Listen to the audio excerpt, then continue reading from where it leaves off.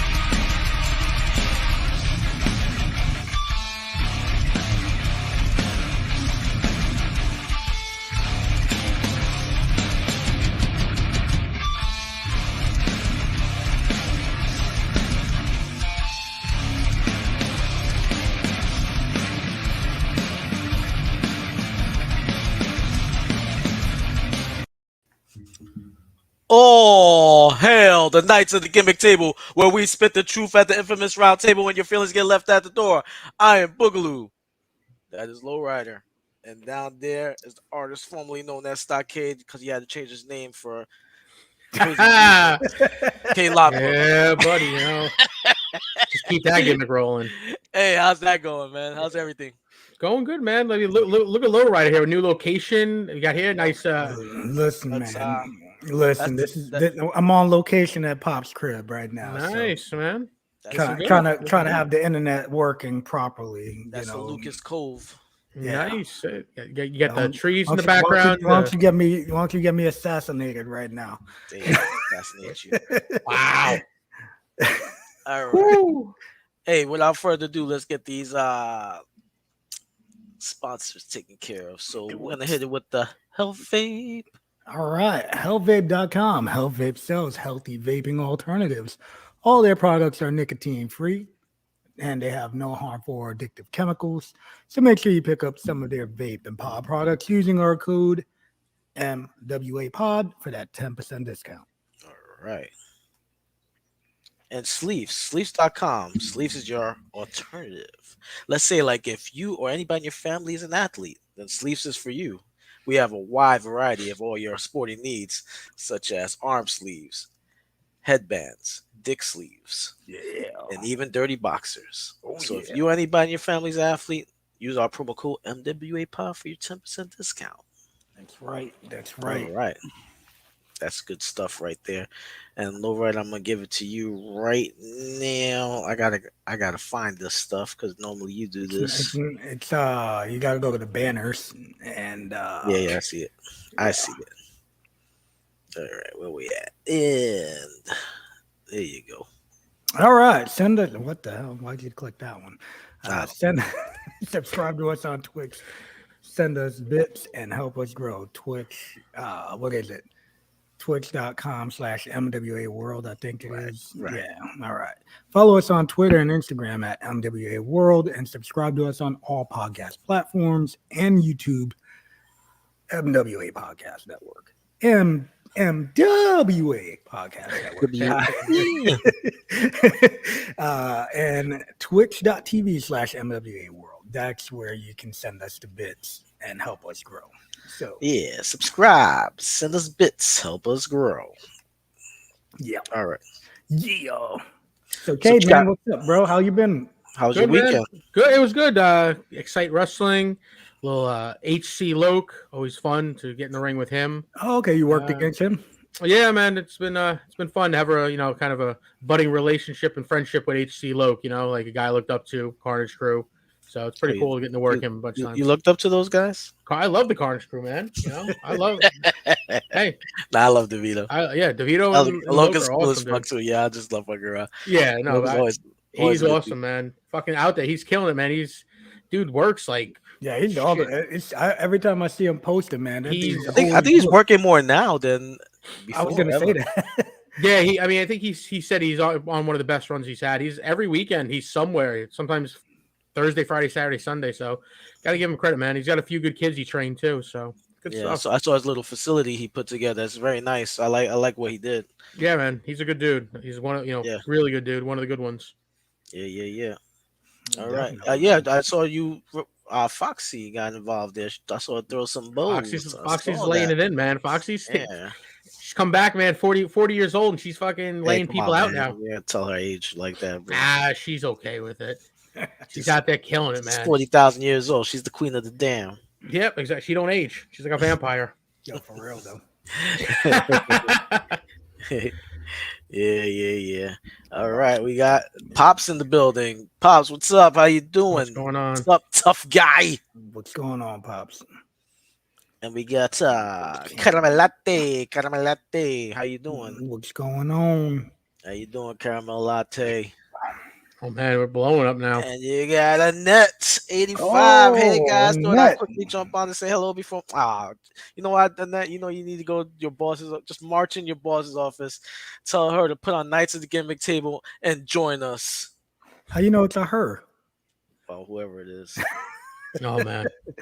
I didn't mean to identify them. Man. I'm sorry. Yeah, You're gonna that was get. meant. You can't do that, man. Don't cancel me. Them. Oh, we got the bounty hunter. The bounty hunter. What up, What's homies? up, man? What up? Kenny, what up, Caramel brother? Latte. Hope you're LowRyda, feeling you better, look brother. like you look like you're on vacation. Well, every day You know LowRyda's what? on vacation. You know what? I'm trying to be on that vacation life right now. You know. He's always looking like he's on the vacation.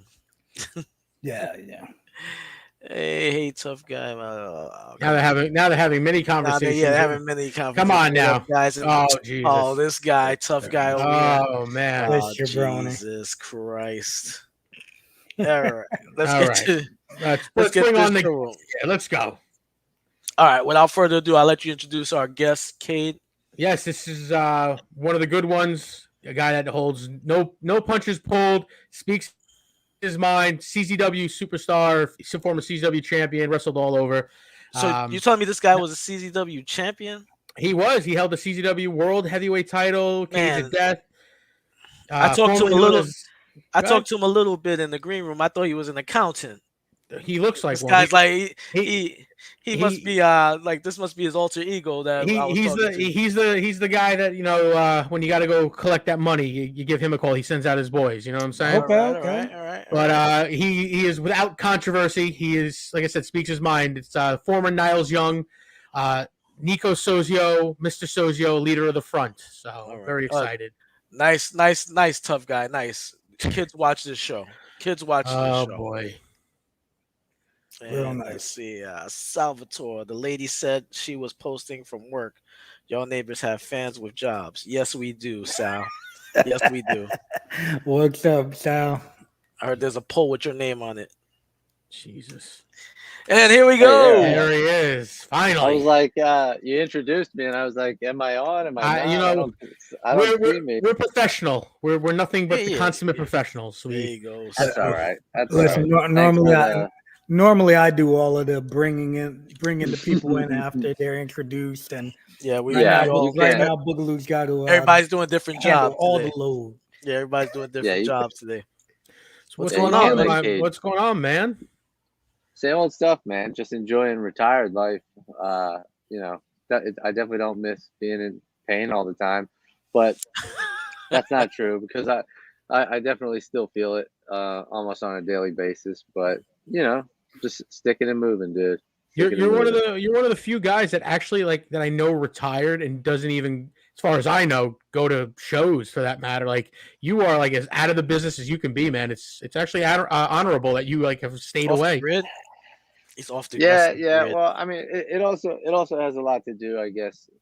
I don't know if it would be any different, but geographically, I kind of moved away from the Philadelphia area by about 2 hours, and that's just far enough for me to not go to anything running in Jersey or anywhere in that tri-state area. So Gotcha. anything like that is way out of the way now. So you know, and as you know, I started a family back in 2016. My son will be. Oh, my son's man. coming up on 6. We did that too. You know. Sorry. Yeah. You would think we learn, but you know, watching our predecessors, you know. But obviously, our genitals do our thinking for us, and it is what it is. Yeah. But you know, just having stepped away to do that, just all all my energy and thoughts and everything have gone into that, and certainly finances as well. So Of course. the idea of spending 3.5 hours to go to a show that I don't want to see is out of the question. Yeah. No, absolutely, man. I mean, I'm with you I'm on more that. than happy for you. You're one And of the as you good can ones. see, I've had to waste money on toys over the last 2 years. See, I which saw has So- I been saw a- that before. but- I was gonna say on a normal day I have a background of all my figures too. So I mean, you could see Yeah. it behind me, dude. So don't I feel you there. We can't see that. Joe, you look like you're doing like satanic rituals and shit back there. You look like you're doing some witchcraft. Don't act like Right. you're not summoning That's- demons. that's You're where he summoning ties shit people back up. there. That's where that's where allegedly I tie up my victims, as it was said by a Robert New Jersey Castro, death what's match up? promoter. But I mean, look, man, I don't want to. We can get into the whole how'd you get into the business thing, but I'm sure you've told that story millions of times. Well, I don't know. Well, I can tell. I can tell you Oh, an abbreviated. wait. I don't know Yeah, what here we go. short rundown, man. Yeah, give us a Yeah. I mean, I know. I just. I think I met you, gentlemen, for the first time today. Unfortunately, I know Kaide for a long time now. Thank you. Lucky you. Son of a bitch. But no, yeah. So I mean, obviously for your listeners and for you, gentlemen. So back in, I was in college in 2000 to 2004, just to date myself, at Philadelphia University, now Jefferson University, and right around that time, 1999 into 2001.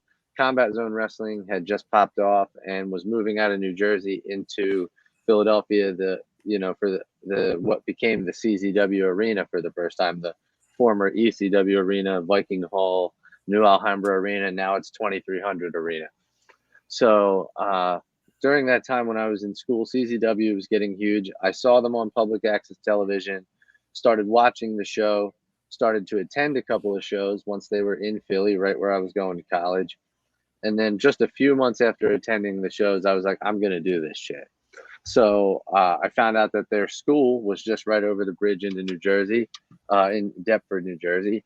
And I went there for a free tryout or whatever you want to call it, and passed. And I think at the end of that semester, that summer, I started to train. That was 2002.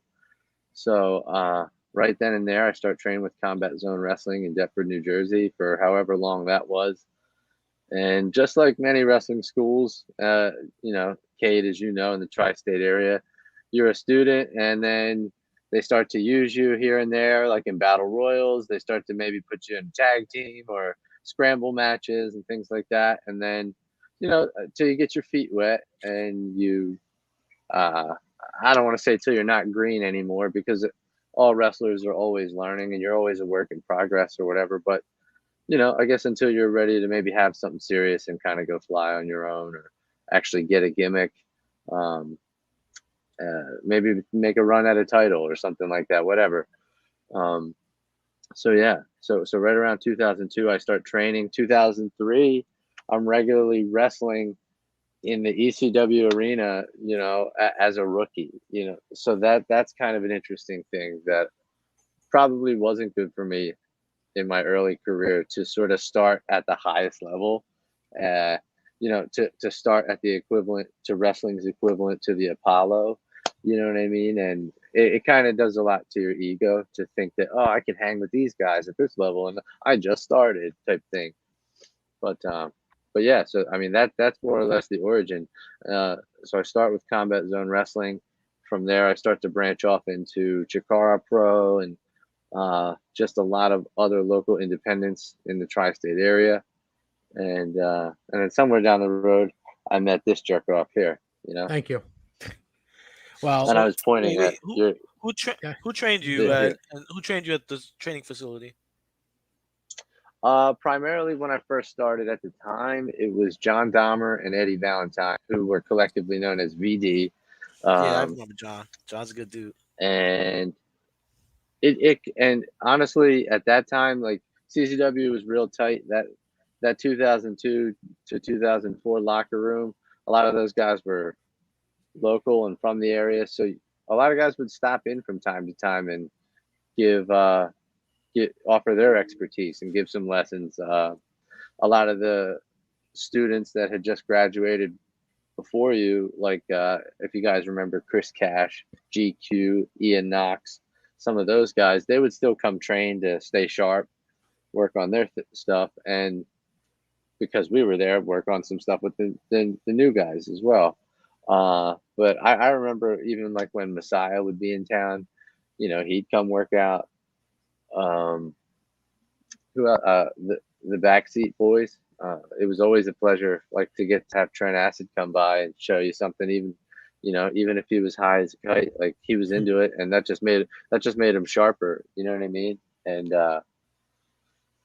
but yeah, so like I guess what I'm trying to say is, back then you were getting a little bit from everybody in the locker room, but primarily the head trainers were Dahmer and Valentine. So yeah, you I mean, you were there for a while. You were Niles Young, right? And then you left or got, I don't know the exact story, but were you told to leave? Did you leave on your own? Like, I know you had a little sabbatical there, right? There was some weird thing. A brief one, yeah, maybe for like a year and a half, 2 years or something like that. That I was like completely away from the company, and it was like I think probably the beginning of 2008, the very beginning of 2008, toward almost coming around on 2010, like, you know, like the tail end of 2009. I don't remember exactly what happened. I just know that it involved Dan Monto and No, wow. yeah, as you can imagine. My yeah, good as you friend. can imagine, you know, as you can imagine, there's drama and turmoil surrounding Danny DeMonto. So Well, we can but, get into that later, or we can get into it. I mean, No, we let's can get talk to me about what exactly happened with Danny DeMonto. well, let me preface this by saying, like, it's all water under the bridge now, okay? Like, it's all water under the bridge. I don't care. But okay, so at the time I was dating, under her performer name was La Harlow. She was my manager, and we were also dating. DeMonto had somehow started getting booked at CZW. I don't remember how. And then I think even kind of weaseled his way into a program with us. And he even like ended up tagging with Dahmer and taking tag titles off of Derek Frazier and I. And that none of that was the problem. None of that was the issue. But I just remember being home. I think it was like a January or February show, and I wasn't booked on it, which was kind of really weird. It's like the first show in 5 years or something that I wasn't booked on a CZW show. And I think from my buddy's house in New Jersey, I was on the message board because that's what, you know, the era we were in. It was like 2008. Like I said, it wasn't like you read it on Facebook what was happening. You read it on like a message board or some shit. And it said something like Danny DeMonto went to the ring and fired Niles and Noelle. Niles, that was me at the time, and Noelle was obviously, like I said, my girlfriend and manager. So I'm like, what the fuck? Like, he went to the ring and like publicly fired us. So I'm like, what is even going on? So I immediately leave my friend's house. I drive to the arena where the show is still going on because I wasn't far away. And I run into the locker room, and I think Claude Ruckus is the first person who stops me, and he's like, yo, man, I'm about to go out to the ring, but when I get back here, we're handling this shit. You know what I mean? And I'm like, okay, I don't even know what's going on, but okay, thanks, buddy.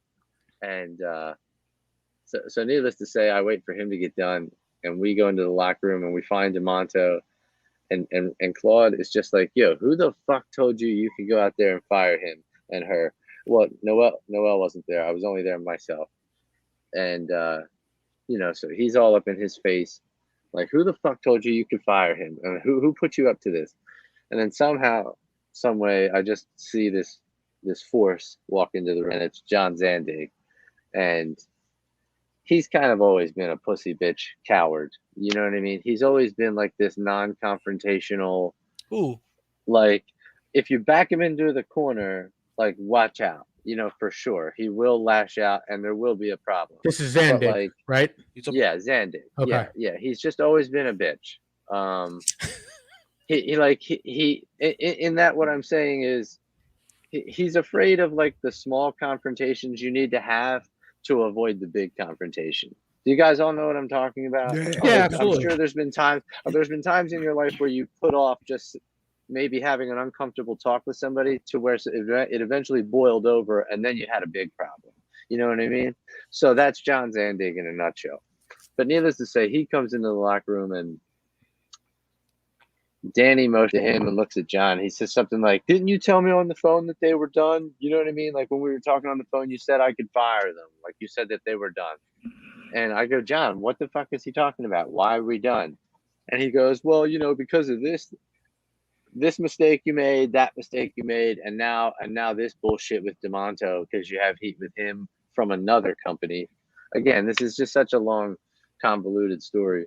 No, I'm interested because Danny Tomato. But yeah, well, is, I think the reason that we had heat with him coming into CZW and working with us and taking titles from us was because just before that we wrestled him, or we were going to wrestle him at some Jersey company, like one of these North Jersey promotions, and I don't remember who. I don't think it lasted long either, but he cut a promo and released it where he just like, instead of doing a wrestling promo, he just flat out called her a rat and said that she doesn't train and this and that. Like it just wasn't like a professional promo. You know what I mean? It Shocking. wasn't like that. Yeah, right. Like it was just like this heavy shoot. And so needless to say, she was upset and we were offended and didn't want anything to do with him. So then being forced to work with him in CZW, like while the iron was still hot, obviously put us in a bad place, and we did a good bit of bitching about it. So needless to say, Danny got in John's ear enough to be like, Niles and Noel are a problem. Let me get rid of them for you. And John okayed it. And again, like I said, this non-confrontational, everybody's a bitch here. You wait to do that shit when I'm not there, and like can't get, like, no one owes me the courtesy of a phone call in advance. Like the way I find out that I'm fired from this company that I've invested so much time and effort into over the last 6 years of my life, which was a lot of my life at that point. I'm losing my job and I'm finding out via message board or whatever the fuck, So that was that. That's why I ended up leaving for a little while. And I think I ended up coming back a few years later because DJ had bought the place. And, I thought for sure it would have just been as simple as, "Hey, buddy, I'm coming back. Can I have a spot?" But no, it took me a while, probably from about 2010 till the end of 2012, to where I was still Niles Young. And then at 2012, I transitioned to the whole Nico Sozio thing. There's sort of an idea that Drew Gulak and Ace Delic and even Rory helped come up with the persona and the idea of that. But yeah, that's that, really. Gotcha. Fucking, who knew Danny DeMonto? The scourge. Yeah, and you would think, and from there he would never go on to have another problem and be talked about again. Yeah, no, right. not at all. He is he's Yeah. the picture perfect of indie wrestling and no drama whatsoever. Yeah, there's never a problem. Yeah, he's not East Coast Ian Rotten. No. Oh, well, I could have sworn a few weeks ago somebody else said that. Wow, I knew I wasn't making that up. Did they really say that? Well, look, someone on we were going to have someone on this show that has been canceled. His name was G Raver, and a lot of drama came about it. And someone who was dating said girl called up and threw a hissy fit and decided to say one of the hosts tie up women and beat them. So yeah, that's good. Good. Yeah, because we tell nothing but the truth. That's all he does. Anyway, so. Basically, what I want to get into is when don't start LowRyda. I don't need to be fired up. I don't need to be fired up again today. We got to get to the show. I'm reading this comment. What does everyone think of Ric Flair wrestling again? He's going to turn to dust. He's going to turn into powder. He's going to do one of them elbow drop to nothing, and He's then gonna just take the fucking the flare bump and just disappear. Yeah. He's gonna get an end game dusted. He's gonna go. I want your thought. I mean, I don't think I've ever asked you this. If we've had those nice car rides and long nights at Coney Island, half drunk. Okay. What were your Fully thoughts of fully drunk? That's right, with cheerleaders doing fucking cheerleading spots. Anyway, yeah. what were your thoughts on DJ initially buying CZW? Because I from what I understand, a lot of people were optimistic, and then obviously saw where the ship was sailing. I don't remember exactly what I thought at the time, or what I thought of it. At that time, because I guess it was 2009. I want to say. I just thought, like, man, what a mark.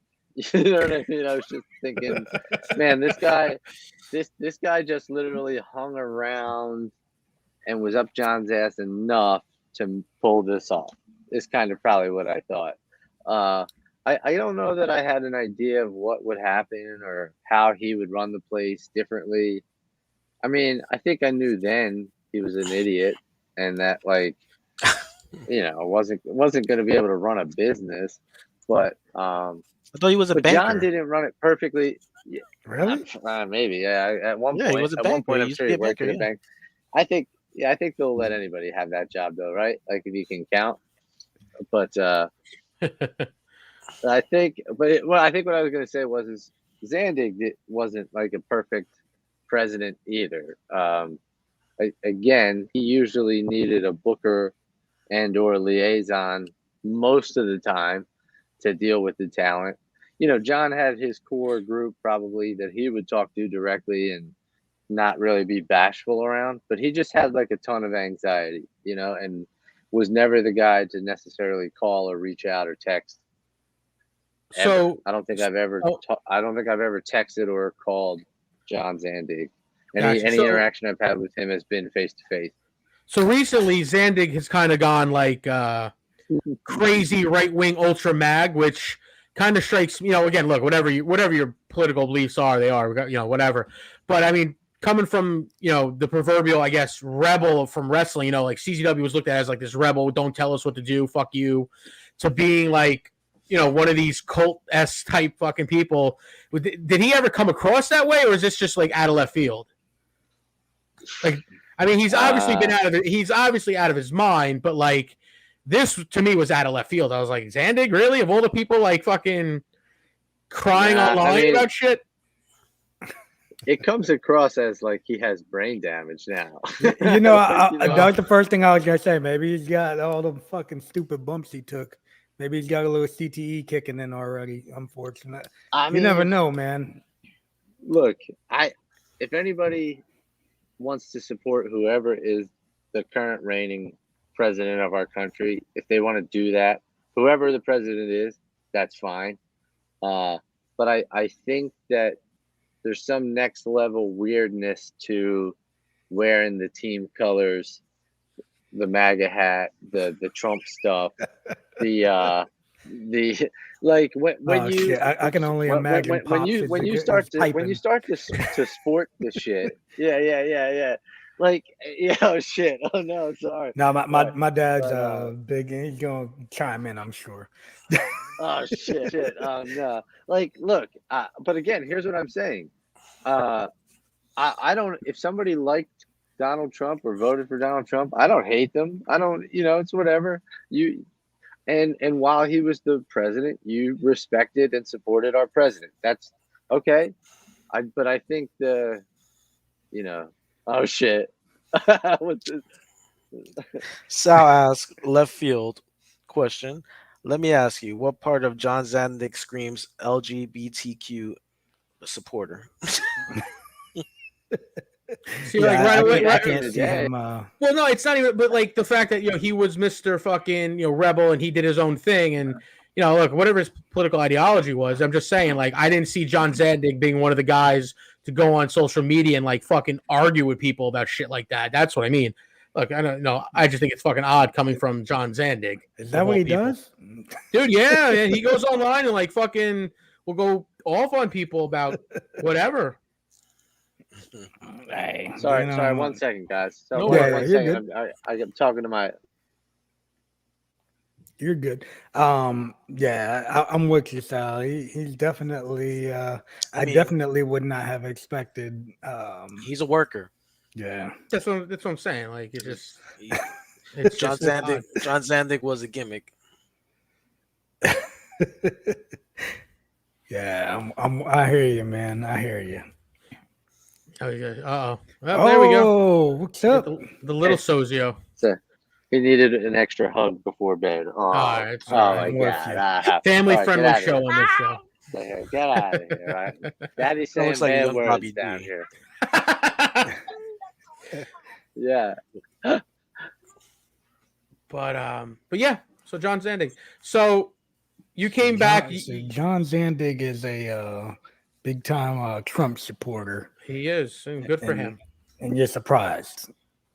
You know what, too, and like a lot of the other, a lot of the tenets of being on that team, we'll call it, the people scream like all lives matter and things like that. It's it's never been that, like, to say all lives matter is wrong. It's just that you're saying it to counter people saying Black Lives Matter. You follow me? Like, it's, of course all lives matter.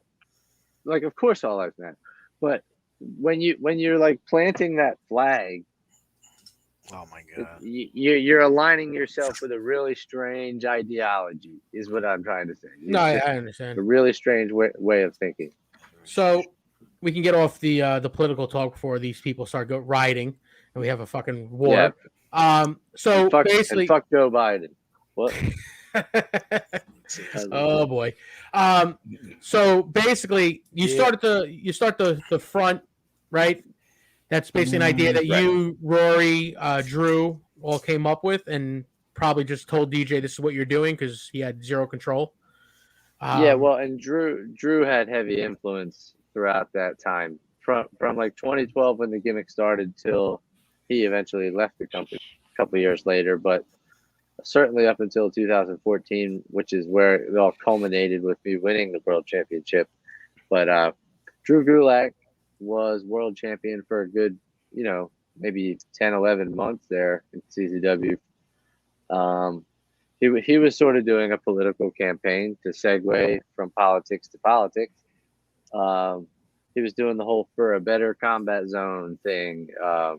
And he had Kimberly with him. He had Nui Tafiga and Alexander James. So he sort of had like his political party, or whatever you want to call it, stable. And the idea behind Sozio was that Drew Gulak was hiring Sozio and his gang of thugs, or mafia, to sort of watch his back, protect him, and do whatever dirty business that politicians need done, And it eventually, that came to a head where we would eventually wrestle each other at WrestleCon 2013. I think this was in New York, because typical mafia stuff. Gulak owed us money because I guess he was using us to launder money through CCW. Yeah, whatever, some stupid shit. But he and his group weren't paying up. So needless to say, it was like a 5-on-5 or 6-on-6 melee at WrestleCon that year. We eventually split up. I'm trying to think of what happened after that exactly. So the front went one way, and obviously Gulak lost the title, and I think group may have disbanded as well. But basically over the course of a year to a year and a half from that point, I think Biff Busick won the title from Drew, and he was like sort of my number one guy in my group or whatever. And then later I had the opportunity, I sort of like a money in the bank sort of opportunity, for lack of a better word, or situation. And instead of using that against, somebody else, I used it against my own guy in my group. So sort of the most dastardly heel thing that somebody could do is pull the rug out from one of your own guys. And this right after he got done defending the title, just like every time somebody cashes in that sort of opportunity, he just got done wrestling somebody, so he was exhausted. And then I cut a brief promo basically saying, like, I'm about to stab you in the back, and I did. Won the world championship. And it was only a short-lived reign, but it was really more about the storytelling. It was probably truly, one of the last times that kind of storytelling was told in CZW. Oh, Or absolutely. I was just gonna say e- the good old days of storylines. It's nowadays Yeah. that when you go to indie shows, it's just pretty much It's this guy versus this guy, this guy versus this guy, and that's it. Yeah. No real mean, build-ups yeah. anymore. I mean, it's a spot show. Mostly. Yeah, but a lot Well- of them, there's still a lot of feds that do Maybe regular the shows. yeah, and Robert they Castro can. talking about Ric Flair. Who cares about Ric Flair? So speaking of spot shows, that's where I believe you and I first really met. That was at Beyond Wrestling, Oh yeah. Oh, and yeah, that's where the downhill of your career started. But Beyond, basically, you never. There he's got his kid. God damn it, Sozio. Go follow us on Twitch and YouTube and subscribe. Yeah, look And at all my that man stuff. Stockade dropping. Go on storefrontier.com and There get we one of go. these Knights of the Gimmick Table shirts. All right. Yeah, do it. sorry. No, He- it's he all listens- good. he It's all listens. good. He listens about as well as I do. So That's all right. so But not at all. so I'm not trying Beyond to jump ahead, Wrestling. but Beyond Wrestling, that's where we first met. And for some reason, I mean, I don't know. Look, I mean, I don't know if you want to get into it. We can. I know there's a lot of drama that circulates around Beyond and you with certain wrestlers that are now divorced, putting people on blast for abusing them, and other. Look, I don't really care. Fuck her. She never was a nice person to me. So, but Hey.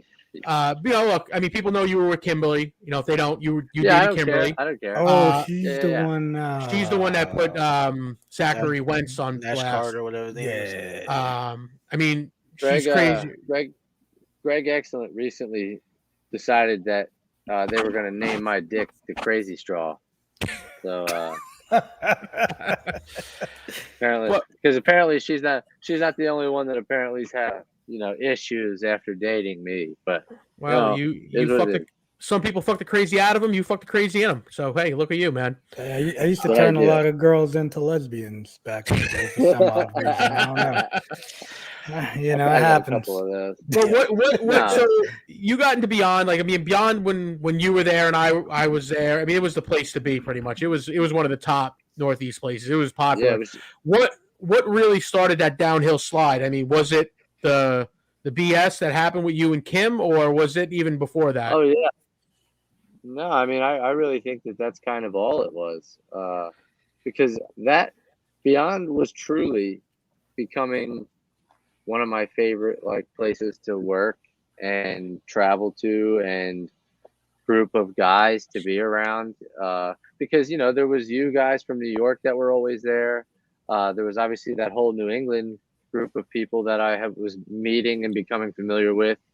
A lot of people from the tri-state, down our end, with Jersey, Philly people, and I was really looking forward to it and having fun and being motivated by, even though Drew started to do live shows, I was very much motivated by that studio taping atmosphere where you were trying to impress the boys more than the crowd, or I mean, because there was no crowd at the studio taping, you know what I mean? But even at the live shows, you were trying to have a killer match that the boys would tell you was awesome.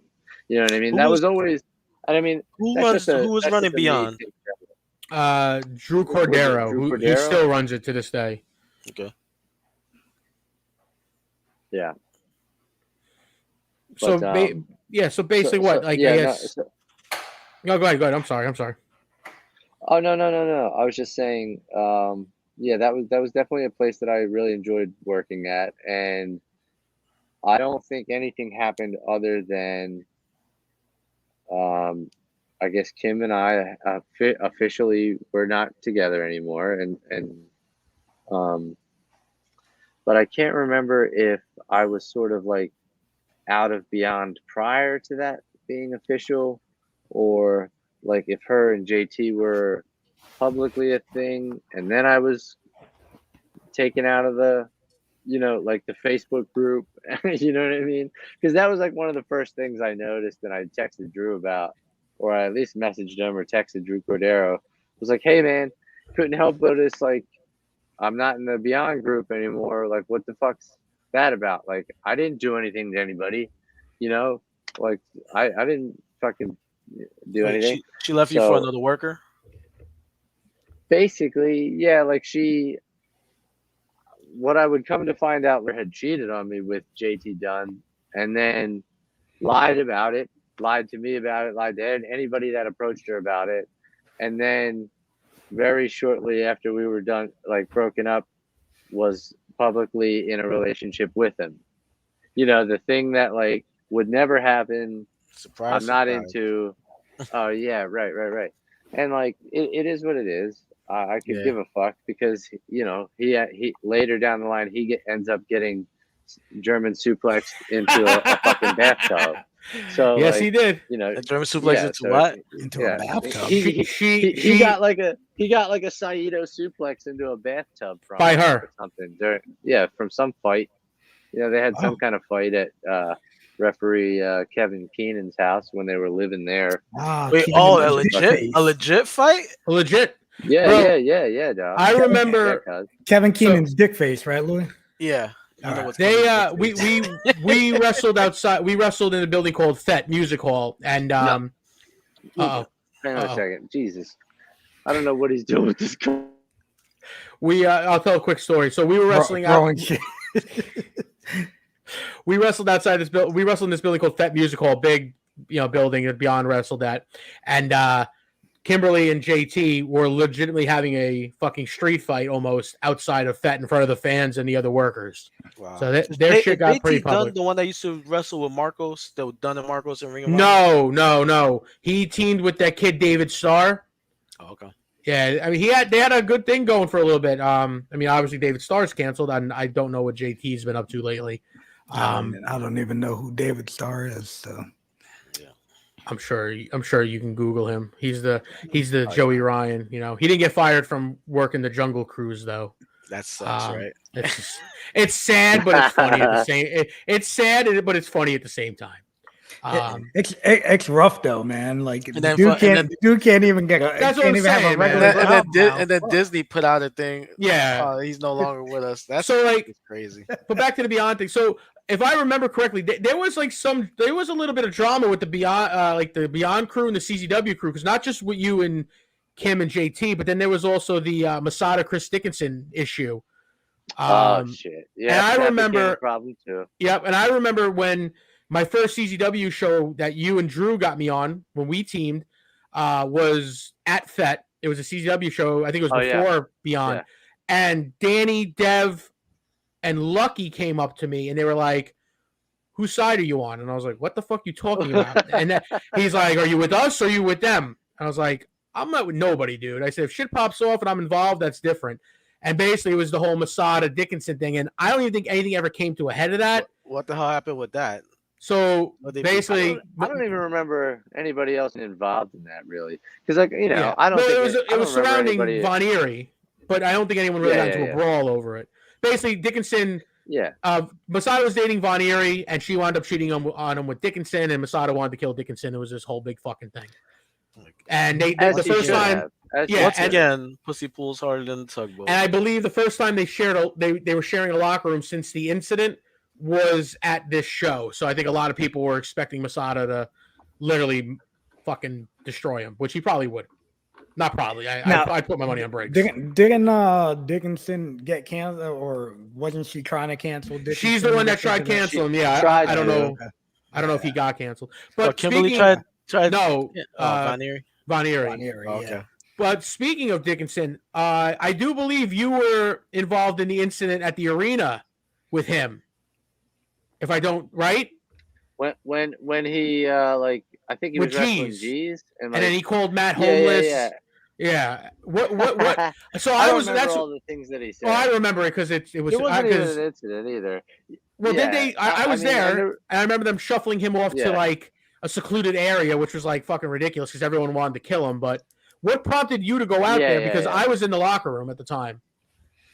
Well, I know Adam Flash was there working. There was a few month span in there where DJ was having Flash and a couple of other guys be agents backstage, and not just agents, but like really like be timekeepers and in the referee's ear about making sure we're sticking to times and anything. Because I mean, if you want anybody doing that, you want Adam Flash doing that. If you guys aren't familiar with him, Yeah, I know. look him up. Yeah, he's a good But dude. Jesus. So whatever had happened in the match, it didn't go right. It wasn't going the way Chris had planned. Maybe the crowd had the faces and heels flip flopped, and sometimes that happens. Sometimes you plan to go out there and work a match a certain way, and the crowd is just perceiving it the other way. And either you're good enough and you're smart enough to change the roles mid match and act different. You know what I mean? I've done that. I'm sure you probably have too, Joe. Like fucking where you have to suddenly be the heel in the match because that's what the crowd wants. All right, especially if it's a one-off match that you don't know if you're even coming back to a place or who cares. There's no story involved. It's just some one-on-one booked match.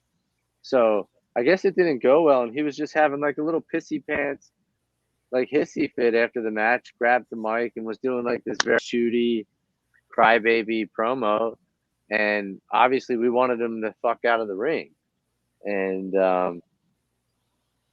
I think Flash or somebody was like, let's go out there. You know what I mean? So like I think it was probably Matt, me, and Flash. I can't remember if anybody else. So when I say went out there, we just went into the aisleway. You know what I mean? Just like basically what the equivalent to the ramp would be on like Monday Night Raw. You know what I mean? We came out to the ramp to be like, hey man, what the fuck are you doing? Wrap it Just the fuck shut up and get out of the ring. Yeah, like let's go, pussy. And I say that because he's not sitting next to me. I wouldn't call him that to his face. And I like Chris. You know what I mean? I got nothing against. I'm not taking anybody's side in him and Christina's thing. I'm not taking, and believe it or not, I'm not taking anybody's side in Kimberly's stuff with her ex-husband. I could give a fuck about these people now. You know what I mean? I'm so far away from it and doing my own thing. But yeah. So like I guess what I was saying was there really was no incident, and nobody, there was no shoving or anything like that. There wasn't really a scene other than what he did in the ring. And I know some people pulled him aside and they talked it out in the locker room, and everything was fine after that. But I don't know, Chris was just having a bad day. Yeah. Okay. And then you were there obviously when the whole Gage situation went down, right? With him getting locked up and all that. So what was your perception on that whole situation? Because I mean that's infamous at this point. Yeah, I actually it was obviously around Christmas time, and I think for the first time I was in Seattle because that's where Kimberly was from, and we went to go visit her family for a week or a few days or whatever it was around the holidays. And like I just remember we were there, chilling somewhere, and we got a text from Chrissy Rivera, and I think it was like either the screenshot of like in the news or at like the teller's desk. You know what I mean? Like that infamous shot from the security camera. And we were just like, oh, fucking shit. And like, I'm not even 100% sure he was in custody when we got that picture. You know what I mean? When we found out that what he did, I don't know if he even had turned himself in yet. So we were just like, what the mother even fuck here is going on? But I guess what we thought was initially like everyone else, why no bandana this time? There it is. Like there it is. You're the one that coined that, which is the funniest fucking thing I heard throughout the whole thing. Yeah, no bandana this time for some reason. And also too, you're just sad for a little bit because you're like, shit, like that's I can't sit here and say like I was good friends with him at the time, but certainly he was already more or less cementing himself as a legend in CCW when I was just starting training there. So you always looked up to this person, and he was always super kind and would tell you when you did a good job and would help you if you did a bad job. Very much not the persona that he puts off in the ring. So it was just sad to see that, like, for whatever reason, he was pushed to doing something like that. You're like, fuck. But, he did his time, came out, and it's just sadly been somewhat of a downhill ever since that, really. Yeah, he's definitely not the same when he first got out, which, I don't know. I haven't spoken to him in probably almost a year now. So, but yeah, he looks fried. He just looks totally fried now, Yeah, but I definitely want to touch on Excite Wrestling, because that definitely is where we had probably the most interaction working together, probably the most fun. It was Excite. Yeah. I mean, we can go into the Coney Island, because that's probably where I think we first, or we can go into working War Games and all that craziness. Jeez, yeah, that shit was crazy. Yeah, Coney Island was fun. That whole series of shows, we probably did 2 or 3 shows there. Yeah, I think that it's Coney 2 or 3. I think it was 2 weeks back to back, actually. And, yeah. I think the shenanigans afterwards was more epic than the actual. I mean, we could tell the DJ Hyde being completely fucking trashed. If you want to get into that, where he pissed all over himself and we ran away like 2 school children laughing at him, because that was fucking. Where did he do that? Where was that at? I mean, you guys know Coney Island. You guys been to Coney Island, right? You know the stadium. Yeah. I don't know, the minor league team. Cyclones. Yeah, so there's a bar underneath the Cyclone Stadium. We went there, and I gave DJ a 4 Horsemen shot, which I'm sure you guys know what that is. It's it's okay. Yeah, okay. It's Johnny, Jack, Jim Beam, and Jose. Brother. It's Johnny, Jack, Jose, and Jim Beam all in one shot. And I gave DJ that. Yeah. Okay. And you could DJ. He was drinking fucking like Mike's Hard Lemonade or apple cider, whatever that apple cider, Angry Orchard. So I was like, bro. He's like, what are you drinking? I'm like, I'm gonna have a 4 Horsemen. He's like, what's that? I'm like, I'll get you one. And literally, you could see like he took the shot, and it's like you could just see his whole head going, like everything's slow. Yeah, it doesn't take much to shut his brain down. I mean, his brain is fucking vertical. There's nothing wide going on there, but everything shut down. And first off, he had to have dropped prior to that $300 on Penelope Ford just by her flirting with him and buying drinks. But brother got hammered, was dropping beer bottles and shit all over. Then he goes to Sozio and he's like, where's the bathroom? And he's like, D, just over there. Just go away. And then Sozio's like, oh, we have to go see this. And DJ's up against the stall, hand on there, and he is pissing all over himself on the wall. And me and him are in there like 2 school children just giggling as it's the funniest fucking thing we've ever seen in our entire life. And then the best part was... one of those things. Yeah, go ahead. No, go ahead, by all means. No, all I was going to say was like, that's one of those things where like you unlocked a memory for me. You know what I mean? You ever have times where like somebody like is going through the files in your head and they find the folder that has the memory in it, and that's what you just did. Like I would have never ever thought about that again. And now that you reminded me, I'm like, oh yeah, that's right. We did run in the bathroom. I can visually see it now. I could see where he was standing and pissing. Ah, Jesus. Yeah, no, I remember it now. Yeah. I remember being there, and I remember. This is funny. It's not funny, but it's real funny. So, like, I remember DJ, like, pulling me aside at one point at that bar and, like, having, like, this heart-to-heart with me and basically telling me about how he had cancer. That's right. But he had, like, like a mole or something that was cancerous on his face that he had to have cut off and removed. And I'm not saying it was funny now in hindsight, but it was just really funny how he approached me about it. Like he was going to die from it. And he just, it wasn't serious at all. Yeah, it was that was pretty fucking insane. But yeah, man. I mean, we had some fun times. Excite was fun, and I guess we can get we're starting to get down to that wire. When was you were laughing at him like school? What's your fitting? Hold on, I put DJ in looks, yeah, well, pretty much. school children, Um, which is fitting because DJ looks like an angry teacher. Yes, we're definitely gonna get into some DJ stories, but I wanted to touch on your last match. I mean, the last one, not like what you did at Beyond, at Excite or anywhere else, but the very last one, because you did something that not many guys want to do. You put Which is over.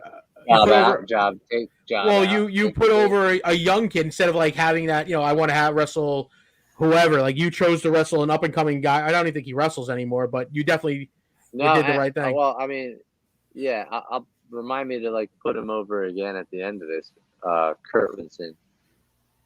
Just because like I don't really have shit to promote anymore other than my podcast, Struggling with Sozio, which I don't even regularly produce, but there's about 58 episodes if you want to go check them out. Yeah, I want to touch on but that yeah, as no, well. my point being is like I don't give a shit if anybody follows me anymore. Go follow Kurt Robinson because he will be signed and he will be great. You heard it here first. But no, I think a lot of times, obviously, guys in their last match, they'll probably job to somebody just because you don't need to win your last match. I feel like it's kind of just the right thing to do is to put somebody else over. And really, I think he was like my first choice too. He was 16 years old at the time of my retirement match, and 2 years prior, when he was 14, I was his first match at one of Maven Bentley's shows, like an NBA show. So I thought it was a little bit of a poetic thing to have his first match be me and my last match be him. So I thought that was cool. And truth be told, at 16 years old, only knowing him 2 years and watching him train and progress and be able to hang with me, and not to say that I'm the best in the world, but a 12-year, 13-year veteran at the time, he was able to hang with me effortlessly and in a way that you almost couldn't tell that he was green, So I had no qualms about choosing him to be my last match, or any doubt that he would give me a great final match. And we didn't do some 60-minute crazy thing. It was just probably about an 11 or 12-minute good back and forth face and heel match. Nothing crazy like that. But it is available on YouTube, I think. If we maybe want to throw a link in there somewhere to that last match, I can give you that. Maybe throw it in there and post, or maybe I'll put it in the comments somewhere or whatever. all right. But yeah, so I mean that's really the story behind wanting to lose to him and why, And I was really happy with it. It came out great. And the best part is the speech afterward. Have you ever watched any of that? Yes. Like the post match speech where, I mean, the locker room clears out and they're around the ring, which was great. It was, obviously I was honored. But the crowd was quiet. Something that never happens at an indie wrestling show. Like you could hear a pin drop quiet, and I used to talk and I, start to say my piece. And I say, I get to this part where I say, I love wrestling. I love to perform. And like, I'll always have the passion for performing, but there's just a lot that goes into being a pro wrestler that I've kind of just had enough of. And if you guys know who the Boulevard Bullies are, one of them goes, like what? Like, just from the crowd, like they just break the silence and they go, like what? And immediately, without even thinking, I just burn them. And I'm like, well, like your bullshit comments, that's what. And like everybody in the place loses their mind and the wrestlers are banging the mat and everything. It was just like lightning. Like we captured lightning in a bottle on camera there. You know what I mean? Like an actual real live moment where there was a heckle and the comedian got the heckler and we got it on tape. You know what I mean? So that was really funny. But like truly, if I was to ever come back, I feel like I would just tarnish that. You know what I mean? Like, I was very understand. happy with how that ended. Like, if they tried to do like one more episode of Sopranos, it's like, just leave it alone. You know what I mean? Just let it end how it ended. Well, good, man. I mean, hey, I'm happy for you. You know, you gone out the way you wanted to go out. What I wanted to touch on before we, start wrapping it up is what brought Yeah. upon the podcast. Like that's something really cool that you started your own podcast, get your voice out there, and it's not one of those like bury the business podcasts. Like you talk some pretty cool shit and like, basically guys' stories of redemption and like or they're just their story in general, like kind of like, you know, stuff they've been through, which is cool. Yeah. Instead of like, the typical, hey, your story, yada yada yada. Yeah. I'm trying to think. I mean, I guess certainly the motivation for wanting to do a podcast, first and foremost, just comes from the sickness that you and I have, which is this "look at me" thing. This need to perform or whatever, or put ourselves out there, and with wrestling, being away from pro wrestling and that being an absence in my life, I thought podcasting. Well, being a big fan of it, and there's a lot of shows that I would listen to. Thought for sure I could do that. Just with my being comfortable in this sort of situation, talking on a microphone or in front of a camera. I thought for sure podcasting would be a good way to get myself out there, get some interaction, and I already had like a small network already built up of like friends through wrestling as well as fans. Like I'm sure you have, just as I do, thousands probably of friends on Facebook that you don't know who they are. They just friended you because they're a wrestler or you're a wrestler or whatever. You know what I mean? So I kind of just thought, all right, I've already got this network, so I can do this or whatever.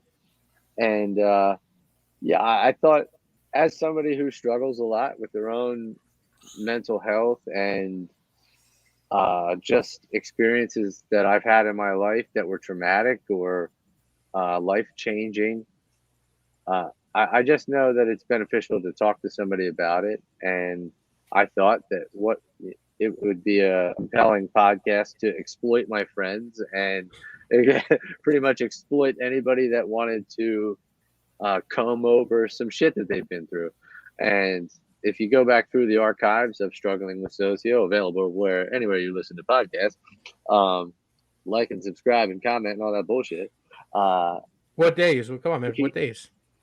Whenever I feel like releasing episodes is when you can. So just subscribe and you'll get them when they come out. But if you go back through the 58 episodes, there's all sorts of shit. Like I talked to Greg Excellent about like starting keto a couple of years ago, and it changed his life. He lost, you remember what Greg Excellent used to look like compared to what he looks like now, and he's never gone back. I talked to Tim Donst about overcoming kidney cancer and back to wrestling. And then in another episode, he details how his father shot his mom 5 times and tried to kill her. That's exciting shit.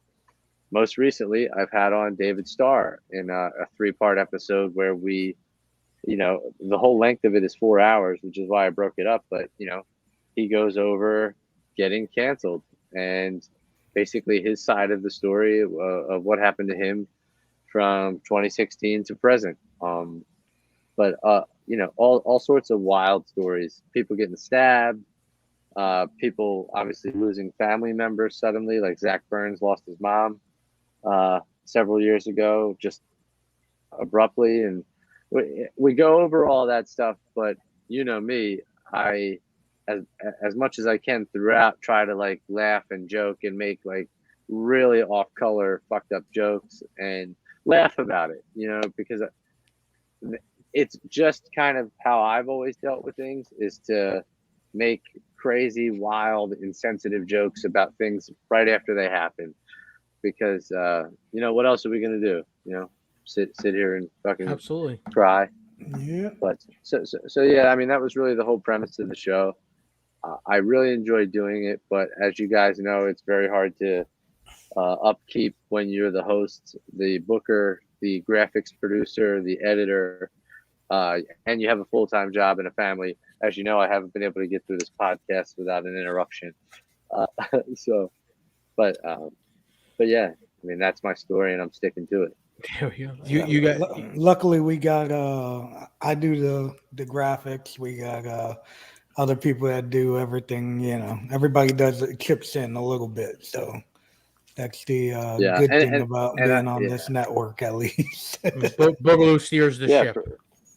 for sure. And I'm I'm a bit of a perfectionist, so I don't necessarily go back over every episode with a fine tooth comb, but I put a lot of production into like mixing in music, and sometimes I'll do an intro and post and things like that. But obviously my graphics have to be tight because that's that's not truly my trade.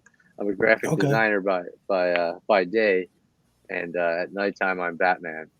Just to be honest with you guys, but yeah, everything has to be perfect. And like I said, I'm the only one doing it, so Yeah, making it that a can weekly, get making it a old. weekly thing, and like I started it pre-Pandy, so like I really enjoyed getting together with people to do it. And then obviously over the last 2 years, I've been doing a lot of them like this, and for me, it loses a little something. It was the nature of my podcast. It was more fun to sit on a couch with somebody and do it, or at least across from them at a dining room table and actually be there. I just feel like there's a little bit lost here. You know what I mean? Because as much as I'm looking at you guys right now, for me to actually look like I'm looking at you guys, my eyes need to be up there, and then now I'm not looking at you guys. Yeah, So it's fucked up. I'm with you. I'm figuring this out with this damn webcam right now because I feel like now I'm looking down half the damn time. So Yeah, right. at least when I was using the damn camera from the computer, it felt like I was looking at the damn camera. Yeah. But yeah, man. So I appreciate you having on. I'm sure I know the guys do as well. But you got any good stories? Any funny stories? Anyone you want to? Any digs you want to take at anybody? Any vendettas you still have yet to settle? Nah, and I mean, surprisingly enough, man, that's the thing that's kind of changed about me is that I don't give a fuck anymore. Like anybody that I had heat with, or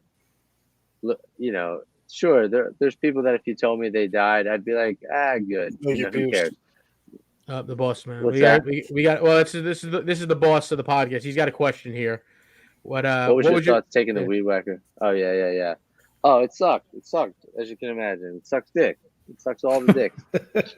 But it was. I think it kind of was my idea because I wanted to do something outrageous that would get over with the crowd, that doesn't get done all the time, hadn't been done in a long time, and would save me from having to take like a cage bump. You know what I mean? To end the cage death match. So like instead of having like your typical final top of the cage to the floor to the outside through a bunch of fucked up shit, I was like, no, I'm not doing that. So I figured we could end it with, it came down to Black G's and myself after Drew Gulak and Biff Busick were eliminated, and after a lot of back and forth and falsies between G's and I ended up handcuffed to the cage, and he got the weed whacker and just fucking did it until I passed out, and that was that. Well, passed out, you know what I mean? Shit. How many times you got ill with that weed whacker? He did it like once or twice initially, and then like the crowd was into it, so then like he came back with it and was like holding it there. Oh, Jesus Christ. And I, but not to pull back the curtain too much, but we gimmicked it a little bit in the sense that we took out like the wire that would really fuck you up, and we replaced it with something a little bit less serrated. You know what I mean? So like I was obviously still getting it, but I wasn't getting I don't know, like the thicker grade or the thicker gauge of fucking weed whacker string. You know what I mean? So we just tried to take it easy, but it still sucked. I'm trying to think of what sucked the most in that match. Probably just that the match like filled or the ring fills with glass and like you have 1,000 little cuts all over you by the end of it. Yeah, you Hey, weren't kid, you stay you stay you in weren't school, kid. you weren't really known for your death match. I mean, I don't think you really did many, right? Nah, I mean I could count on one hand the amount of times that I did like a death match. You know what I mean? But definitely there's a lot of hardcore throughout the years. I mean, I know there's a fine line between hardcore and deathmatch. Plenty of matches that involve TLC related stuff, but not that many that involve light tubes, barbed wire, and Did all you sorts of extra plunder. did you ever split somebody's head open with a chair? No, no. I don't think I ever gave anybody any like fucked up gashes like that. Not on purpose or by accident, as far as I Wow. know. You and me both, buddy. Unlike these two Did you? lunatics, these two over here, these killers, these beating on the white man. Hey man, that's just reparations. That's reparations. Yeah. We're returning the favor. Yeah, we Fucked us for 200 years. We're deserve fucking you it. back. We deserve it. Yeah, but yeah, man. Any good road stories? Any funny stories you want to tell? Like I said, anything that stands out in your mind. Yeah, I'm just trying to think offhand. I know that there are some, but like you know how it goes when somebody puts you on the spot. No, of course. You can't think of anything. I Yeah, gotta tell you that DJ Hyde story was pretty funny earlier, though. I know you Yeah. got a couple good DJ stories. Come on. well, I think I told it pretty recently, but I think I might have mentioned it when I was talking to Max Barsky, aka Dave Starr. But it was pretty damn funny the time that I went to the wrestling school in Jersey one night randomly. I don't even remember why I went, but boy, am I glad I did, because we're there and like it was kind of one of those situations where things were winding down. Like nobody was still in the ring doing anything. We were all kind of meandering around the ringside area, and there was also once you exited that door, there was like this kitchen sort of area. So while we're at like the ringside area, lo and behold, Maven Bentley comes through the door. There's a young lady with him, and Drew Gulak, and they say that she's there for a tryout. So we're like, I don't think anything of it. I don't know if you know where this is going yet, but this is prior to DJ getting married. So Maven takes her into the other room to like get on training clothes or like get her, sweats on or whatever. And she goes in the other room. And then when she comes back in, she is very scantily clad. And now we realize she's there to do like sort of a bachelorette gimmick for DJ.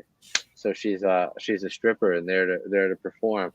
And then I'm telling you, this is all foggy, but I just remember that like she ended up getting in the ring with all of us standing around on the apron. Maven had given us all stacks of ones, and she was performing in the ring, and we were throwing money over the ropes and shit for like a little shindig for DJ, before he got married. And I won't say who, but somebody may or may not have who's on television may or may not have taken a like one of those like Sex on the Beach type vials full of liquor or vodka or whatever's in those out of her vagina with his mouth and took the shot. So like she did handstand with it in there, and then they with their mouth took it out and did it. Nice. I didn't participate in any of that. I'm running for office later. Were any sinks broken during this? Sinks, and as far as I know, no. All right, well then it was tame. Fantastic. That's just one of the good DJ stories I have. But no, I mean, truly, if I have the privilege to come on again, thanks Absolutely, for man. having me on.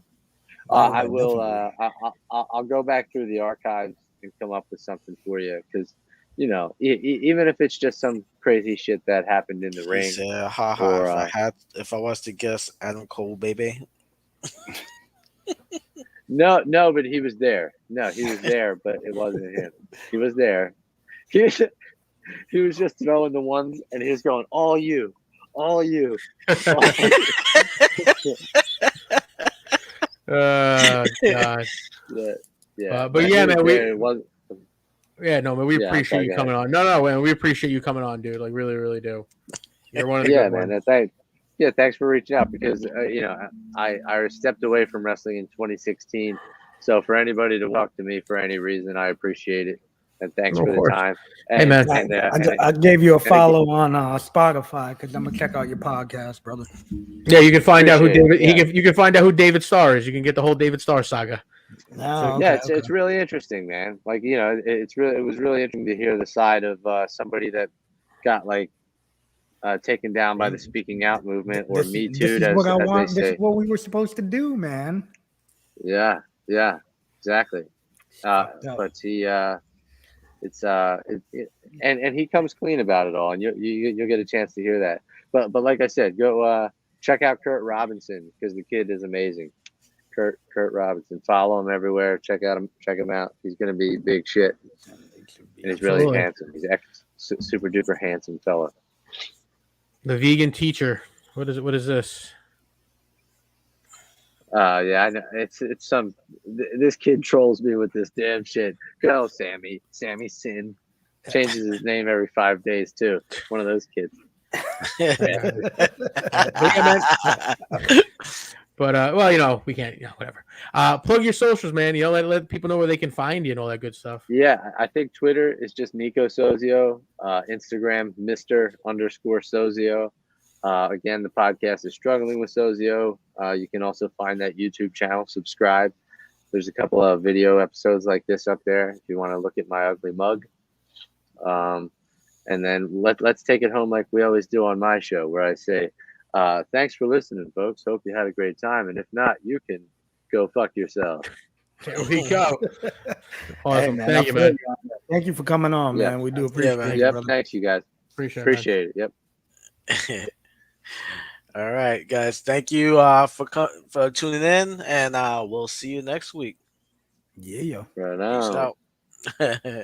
Yeah.